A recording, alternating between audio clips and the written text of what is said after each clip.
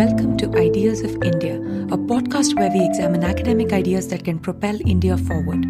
My name is Shruti Rajagopalan, and this is the 2021 Job Market series where I speak with young scholars entering the academic job market about their latest research on India. I spoke with Dr. Neha Gupta, who is a postdoctoral researcher at the University of St. Gallen in Switzerland. She recently completed her PhD in Economics and Finance, also from the University of St. Gallen, and she has a BA in Economics from Delhi University and a Master's in Economics from the Paris School of Economics. We discussed her paper titled Home Ownership, Renting and Market Failures, Evidence from Indian Slums. We talked about the housing market in India, especially in urban slums, the impact of affordable housing schemes like the Urban Renewal Mission started by Dr. Manmohan Singh, factors that limit the supply of housing in India, and much more. For a full transcript of this conversation, including helpful links of all the references mentioned, click the link in the show notes or visit discoursemagazine.com.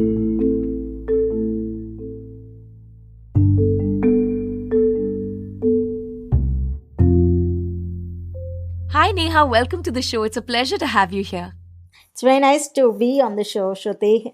So, I want to get straight to your research. I mean, this is, of course, about housing, which is this massive policy problem in India, right? And also, it's one of the most fundamental basic things. It is trapping people in rural areas because we don't have sensible urban housing. It is trapping people in poverty. It is sort of marginalizing urban workers. And now you see, during the pandemic, we saw during the lockdown, people walking hundreds of kilometers just to get back home because they couldn't quite see themselves fitting in a sensible and secure urban housing landscape. So we've seen a lot of this happening recently. Now, you look at the impact of a very specific central government scheme, which is the JNNURM Indian Housing subsidy scheme, right? And that had multiple parts to the scheme. One, it sort of amends the rent control laws, right? It gives a housing subsidy or a very specific benefit to female-led households to encourage more women into home ownership and titles. It also gives some additional benefits to marginalized groups in terms of the stake that they have in the ownership. It reduces it to 10% for, Dalits, Adivasis, and so on. And it also imposed sort of a cost ceiling on how much it should cost to build the houses that come under the scheme. And it's sort of like an interesting compound scheme, which includes all these different things under the umbrella, right? And what you find is that the scheme actually does work on certain margins. There's an increase, of female-led households owning these homes after the program. It's about 2.5% almost, right? But on the other hand, you also find that the real rents increase by 18.2%, right? That's a big increase in rents, which is sort of the opposite impact of what you would expect from an affordable housing scheme.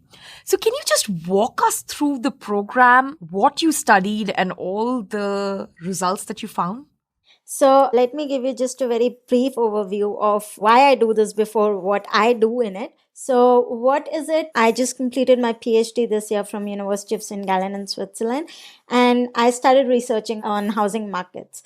So in general, and then the idea to research on slums came from this book of Shantaram by Gregory Roberts. And this was a book that I read around 5 to 7 years before. And the way it described life in slums, that really touched me. So this was something I really wanted to study, the intersection of housing and slums, because housing specifically in the universe of human life is not just an economic asset. I mean, we as economists do study about housing as economic asset, like a financial investment point of view. But housing really where more research is needed, where it is less researched upon in the literature is because it's an inalienable human right. It's also psychological and emotional well-being apart from just being an economic resource. And it's a scarce economic resource apart from a good financial asset. And because of the housing crisis in US in 2008, there have been a lot of research on housing. So what really motivated me to study was because India is highly urbanized. So 33% of the country is urbanized according to the last census, and we'll have new ones soon. But it's more. It's more. And out of those 33%, 1/4 part of your urban dwellers are slum residents. In India, you have housing where informal housing is a major part of urbanization compared to the formal housing. Also, what we know about India is very specifically that it has less transparent housing markets, the highest probability of corruption or the black economy, because it is a super global economic emerging power, what we see on the papers. But there's other side of the India that's desperate poverty, that's desperate hunger. The informal part of the economy is quite large than the formal part of the economy, and housing of that part is quite large. And most of our black economy or the shadow economy comes from two components, which is gold and housing. So if we really want to make India not just as an emerging country, but a more equalized society as well, we really need to first understand the setup of the housing markets before catering any solutions to it. So this is where I started researching more, and I came across this very well thought, very cleverly planned and very well detailed policy that was launched by our former Prime Minister, Dr. Manmohan Singh. This policy was a part of a larger policy of the Urban Renewal Mission. So that mission was basically to make more responsible, responsive, efficient and equitable cities. Another part of the policy was to not just provide economic infrastructure to the cities, but also to level the society by providing a good amount of social infrastructure. And another part of the overall policy was to eliminate any legal, institutional, and financial constraints within the society when we talk about urbanization. So there were a couple of things what the policy did. So the part of the policy was to provide affordable housing solutions, and it was actually dissected into two parts of the category. So one part was given to the 65 mission areas, which were the big cities, which were of high economic importance. And the other part was given to 887 cities, which were small cities, towns, urban areas, anything which is remotely more than a village. And both the policies did aim at promoting urban poor welfare. So this part of the policy, what it did, which in my point is also very clever, and I think only an economist can think about it, is because often in the slums, what we study when we talk about formalizing the informal housing is there are a lot of non-state actors that play. There are slum landlords, then there are mafias, there are politicians. So there's a lot of intersection where even if the government at any kind of an administrative and political level wants to handle and formalize a policy to cater a solution, the other economic factors take a precedence on it. So the most clever part of the policy, or the most interesting part of this policy, which also formed as a natural experimentation to my paper, was that it connected all the levels of the administrative and political tiers. So they were part of funds. 80% of the funds were given by the central government and 20% by the state and the municipalities. But for the policy to take place, the state government and the municipalities would have to work together to provide a detailed report to the central government. The part of the slums, the part of the city which were to be upgraded were to be decided by the state government, but they had to form a proper plan, follow the general financial rules which were passed at that time, and sign a memorandum of agreement with the central government in order to access part of the funds. And when those part of the duties of the central and the municipalities would be fulfilled, then they would get the rest of the funds.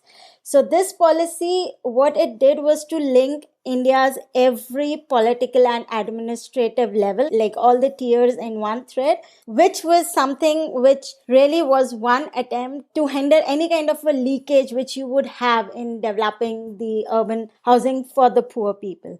Another what interesting thing the policy did, apart from the fact that it provided housing subsidies to like new locations or even to upgrade the existing slums, another important thing was that one of the main clauses, the compulsory clause, was to give land security, tenure security, and that too in the name of female. I mean, in economics and in general life and in a society which is very patriarchal, what we see is that women have very less bargaining power in a household.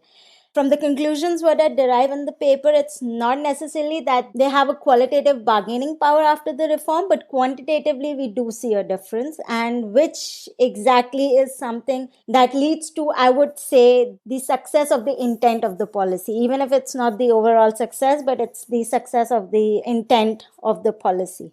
And another thing to make housing more transparent, which I think worked partially and didn't work partially, was because in order to implement access funds from the central government under this policy, there were certain mandatory and optional reforms that every state had to pass in the land area. And housing is a very state related subject in India. And one was to repeal the Urban Land and Ceiling and Regulation Act. And one of the mandatory reforms was the rent control schemes. Because we have the generation of rent control schemes, the law that is being processed in India at this time is the third model rent control legislation. So to correct for the market conditions, that's what the policy did, was to let the market take its role other than controlling the rents. And what I do study in the conclusion was that it did lead to an increase in the market rents. But one has to be cautious here because what I study in my scheme is just the slum data set. And another interesting part of the study, which to me was also an eye opener, was the availability of the slum data set. Because that's two main problems in the slum studies and the literature has always been the existence of the slum landlords and the non-state actors, which prohibit the formalization of the state actors. And slums is a transitory phenomena. Even though it's a poverty trap, it's a transitory phenomena. So it's very difficult to track them. And in a country which is as big as India and you have so many slums there. So to have a data set at the household level was something eye-opener for me. And everything in this paper happened by accident. I was going through the surveys of NSSO of housing and living conditions. And in that particular survey, they have a question which does state if this household belongs to a slum area or a non-slum area. And this is a survey that's coming from 1950s. But to me, what I found the most interesting was the survey from 2002 because it was at the district level and was also available instantly at that time. But just by extracting those households which are in the slum areas, which means these are the slum areas that are actually notified by the government. These are the formal slums by the official definition. I could get so much of data, even though there's a lot of missing data there, but still to be able to put one data set together of the slums, of slum housing, which is one of the most difficult thing in the literature, was something which is a very key important study in this paper.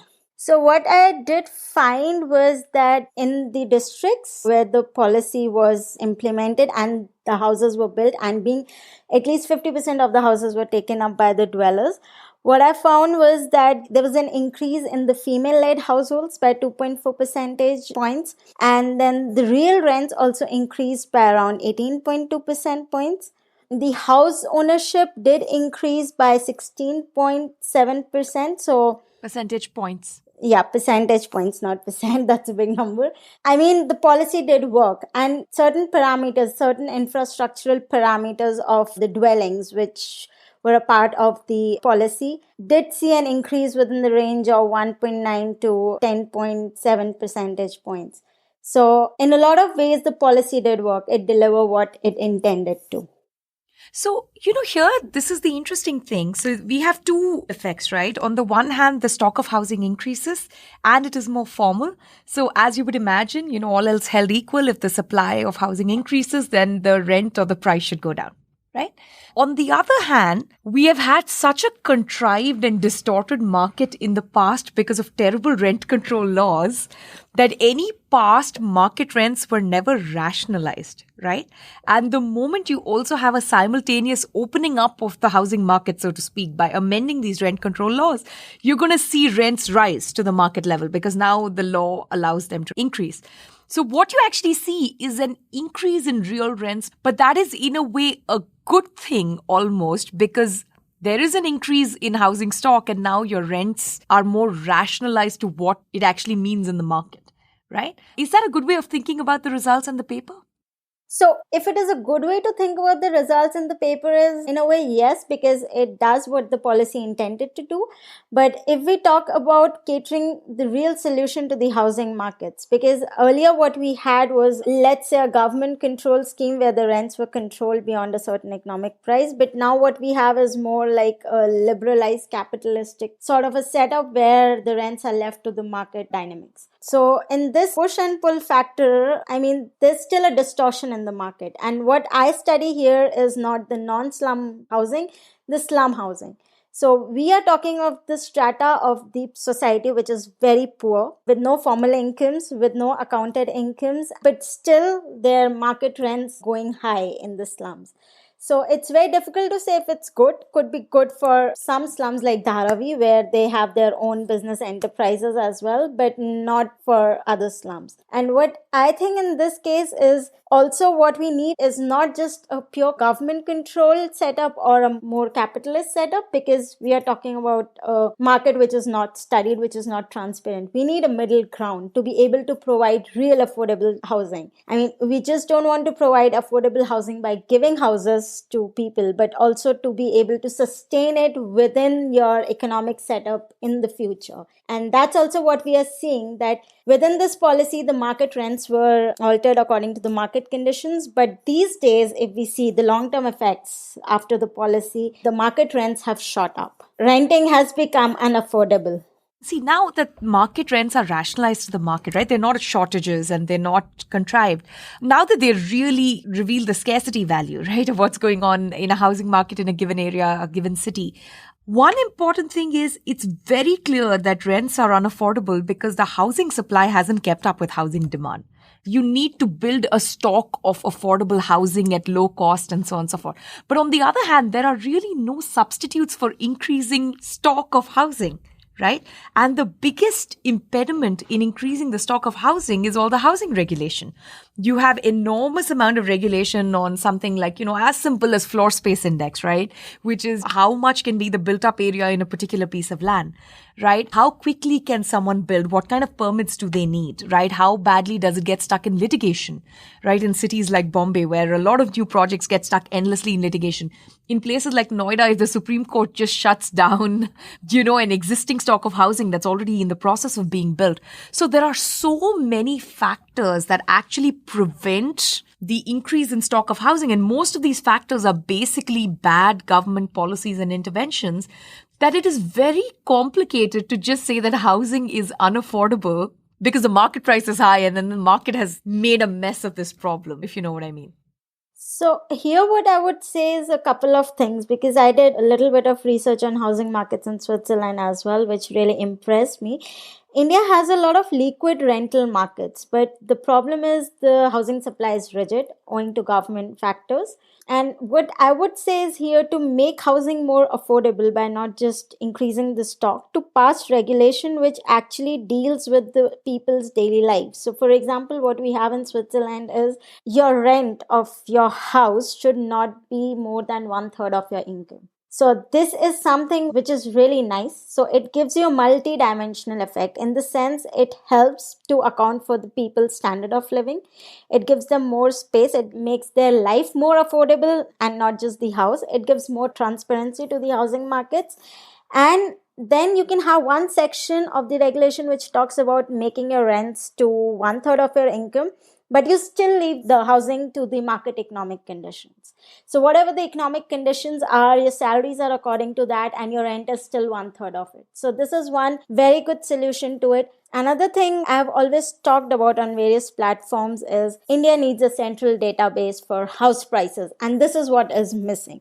So until unless we really do not have a spectrum where I as an individual consumer or as a researcher or even as a policy maker can track housing markets, because what we have is a lot of middlemen. There's a huge difference between the market prices and the circle rates that we have. And we have the transaction prices we do not have. Well, that's also because we have very high stamp duty and registration fees and things like that, right? There's a huge incentive to actually hide the true value of the house, which is very perverse. Normally, people want to inflate the value of their home, right? In India, you actually want to deflate or reduce the value of your home, at least what is on paper versus what is there in reality. So again, this goes back to some very strange incentives caused by some very strange policies, in my opinion.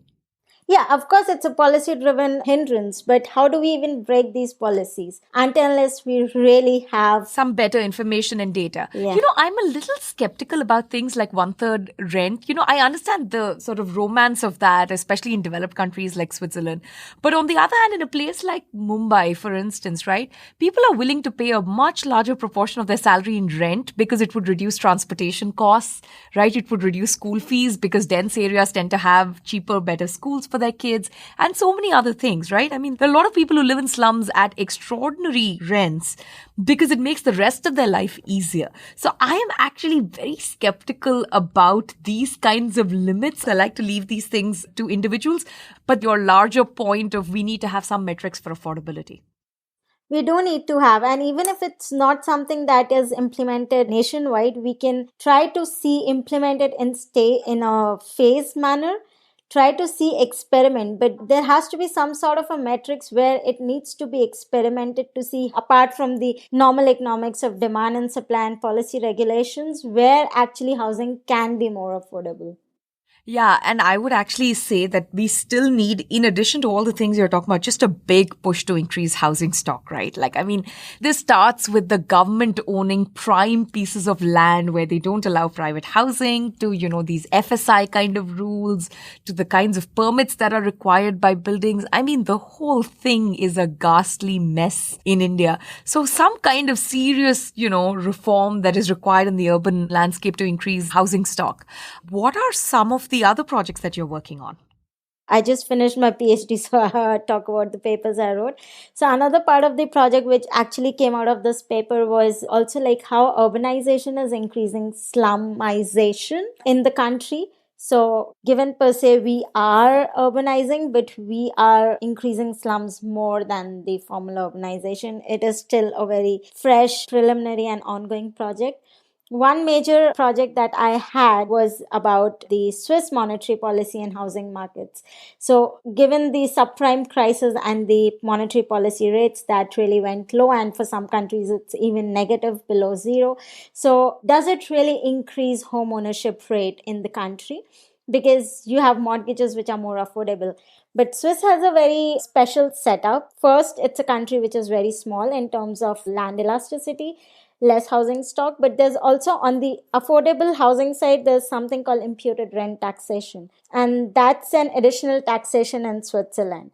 So that constitutes a very major part of the user cost of monthly renting and home ownership. So that's what I find in my paper over there, that even though we have a monetary policy which is quite low and you have a market which protects the renters more, there's an increase in the home ownership rate because of the low monetary policy rate, but it's only people at the margin that are able to afford more houses, and specifically the wealthiest Swiss people. So you find that there are not too many people who are going for like second and third homes the way you would expect in countries. Even the first home. Yeah, even the first home, right? Whereas in places like the US, when interest rates reduce, you see kind of this boom in second and third home ownership, right? Also because of various other tax incentives. Because Switzerland is a very wealthy country. It has the highest salaries in the world. So you would expect the home ownership to be quite high. And it's contrary, because Swiss home ownership is the lowest in Europe. It's around 44% compared to what it is even in US, around 68%. So that's why it's a very important setup of the housing markets, very important study to assess where the housing markets are heading in Switzerland. So that was one of my projects. And another project that I'm actually working on right now is to build an elite quality index in India. So because we always study about equality, poverty, economic resources, but this is a part of the upcoming literature that I'm part of the team right now at University of St. Gallen. And this is a future project that we are involved in to make a elite quality index for India at the state level, and to see where the elites of India are, how they have progressed over time, and to make a comprehensive index of the quality, if the elites are contributors to the society or they are extractors from the society. So I'm a part of this world project. It's a big multi-country project of Elite Quality Index. We recently launched the Elite Quality Index 2021, where we measure like what sort of elites are existing in a country over a period of time. Were they more contributors to the economic resources or extractors of the economic resources? And has it changed over the time? So we did this over a panel of 151 countries. And I plan to continue this study to India at the finest spatial level. Right now it's the state, but maybe at the district level. And to see at the finest level. And I think this is quite important for a country like India, where you have a lot of billionaires, millionaires, self-made billionaires, a lot of women power. But to see how can you link it to the performance of the society today. Yeah, and I think this has also come into sharp focus during COVID, right? Because you have a tiny percentage at the top, right? The top 20% consume almost 50% of total consumption, which means they really impact the economy when consumption dries up because of lockdowns and pandemics and so on. So there is a very clear role, I mean, not just from the point of view of inequality, but also how society functions as a whole, sort of revolving around elite consumption and elite production, right? Exactly. And when we talk about this debate around inequality, it is important to study the lowest quantiles, but it's also important to study the the highest. Topmost. Absolutely. It's not just a bottom top approach, but it's a two-way approach to see where and how we can level things up. What have you been up to during the pandemic? I know you finished your PhD dissertation, so congratulations on that. That's a big one. What else have you been up to? So, pandemic started last March. The lockdown happened in Switzerland and I had to submit my thesis in July. So for me, that was a very big blessing in disguise. So I was just writing my thesis around at that time. And then I went through my defense phase and to polishing my PhD research. But then I graduated in February. So, to me, lockdown has been specifically very nice. So, except for like focusing on my research and binge watching some stuff, I think I haven't done much, but that is also very much. Yeah, so this now brings me to the most important question. What have you been binge watching? So I watched a lot of series on Netflix. I stayed with a couple of friends during the lockdown. Just random stuff we used to watch. And recently I got to a very good series. It's called Good Witch. So I'm more fascinated by that's another part of my hobby of the supernatural world. So this is something that really fascinated me. Okay. So yeah, I'm not too much of action oriented or a dark movies or a dark humor kind of a person. I'm more on the lighter side. So something that cheers you up. That's what we need during the pandemic. Specifically after writing your heavy PhD dissertation, you really need something to lighten yourself up. I know housing in India can depress anyone, right? Whether you are on the demand side, supply side, or the expert analyst side. So thank you so much for coming on the show. This was such a pleasure speaking with you. Thank you. Thanks for listening to Ideas of India. If you enjoy this podcast, please help us grow by sharing with like-minded friends. You can connect with me on Twitter at @srajagopalan. In the coming weeks, we will feature weekly short episodes with young scholars entering the academic job market discussing their latest research on India. Also check out our new initiative commemorating 30 years of India's market reforms at the 1991project.com.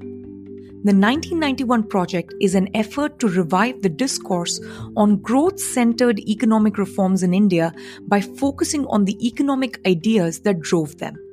In the coming months, we will publish essays, data visualizations, oral histories, podcasts, and policy papers demystifying the Indian economy and the 91 reforms.